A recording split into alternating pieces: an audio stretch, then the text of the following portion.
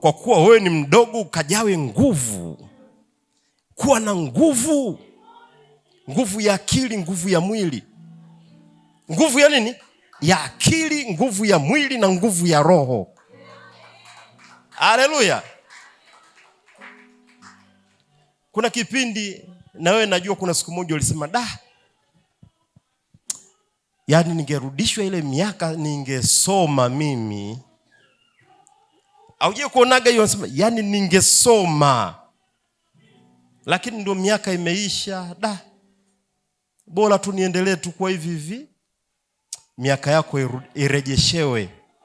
Miaka yako irejeshewe. Natangaza miaka yako irudi nyuma.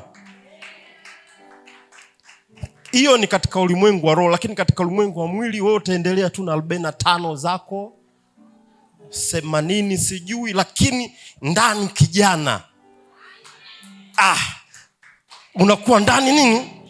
Kijana. Watu wakiangalia hivyo wanasema yule jamaa anaonekana na miaka 50 lakini mbona kama kijana? Mwili wako na utamkia ya kwamba usiliwe na kitu chochote kibaya. Usiingizwe na ubaya wowote ndani yako. Mwili wako uwe imara sawa sawa na ahadi za Mungu katika maisha yetu.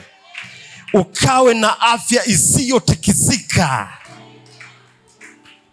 Kila unalolifanya kwa mkono wako likafanikiwe.